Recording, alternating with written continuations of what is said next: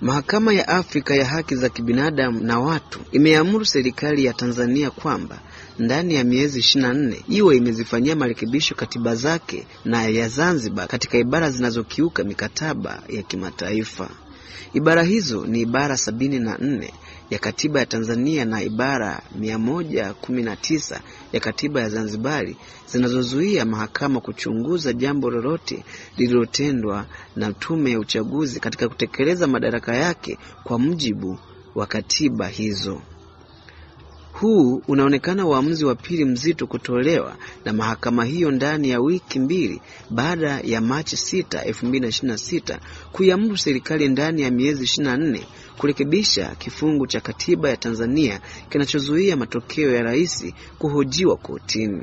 Ibara ya 41 ya katiba ya Tanzania inasema iwapo mgombea ametangazwa na tume ya uchaguzi kwamba amechaguliwa kuwa rais, basi hakuna mahakama yoyote inayokuwa na mamlaka ya kuchunguza kuchaguliwa kwake. Hukumu hiyo mpya imetolewa Machi 6, 2026 na jopo la majaji 10 ambayo mahakama iliyounganisha Nondo na wenzake Chafika Bensouda, Rafa Ben Achora na Tujirani Chizomira na wengine wengi.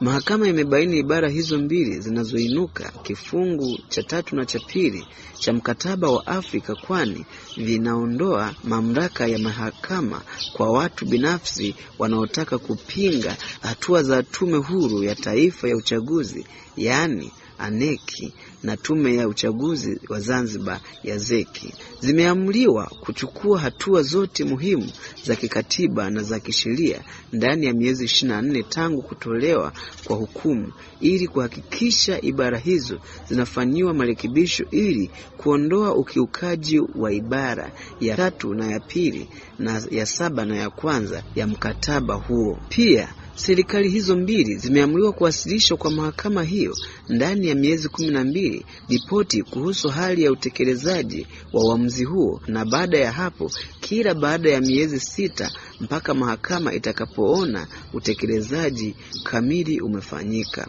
Mahakama imeamuru serikali ya Jamhuri ya Muungano wa Tanzania kuchapisha hukumu hii ndani ya kipindi cha miezi 3 kuanzia ilipotolewa kwenye tovuti ya mahakama na Wizara ya Katiba na Sheria na ibakie humo kwa mwaka mmoja. Katika maombi yake, Nondo na wenzake ambao walitetewa na mawakili Jebra Kambone na Priska Chongero walifungua maombi hayo wakipiga ibara mbalimbali za katiba ya Jamhuri ya Muungano wa Tanzania ya mwaka 1977 na ya Zanzibar ya mwaka 2010. Kuhusu haki za kibinadamu, mkataba wa Umoja wa Mataifa kuhusu haki za kibinadamu na mkataba kimataifa na haki za kiraia na kisiasa.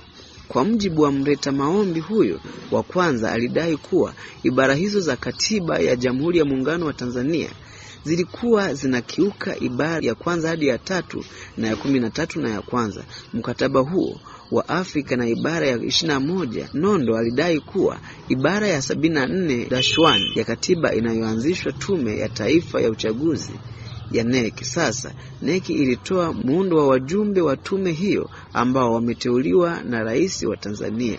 Aliendelea kudai kuwa ibara hiyo inatoa mamlaka kamili na yasiyozuiliwa kwa rais kuteua wajumbe wa tume ya uchaguzi bila kinga yoyote, jambo lililokiuka mikataba hiyo inayotoa usawa mbele ya sheria na uchaguzi huru na haki. Pia alipinga ibara zingine ikiwemo ya 74.5 inayompa rais mamlaka ya kumuondoa mjumbe yoyote wa tume ya uchaguzi na kukiuka mikataba hiyo ya kimataifa inayotaka hakikisho la ajira kwa wajumbe wa tume. Nondo alidai pia kuwa ibara ya 74.14 ya katiba kinachopiga marufuku watu wanaohusika na uchaguzi kujiunga na chama chochote cha siasa inakiuka ibara ya 1 na ya 3 na ya 13 ya mkataba huo wa Afrika pamoja na mikataba mingine. Hivyo usisahau kusubscribe na kutani on notification. Hii ni 49 Media. Asante sana kwa kunisikiliza.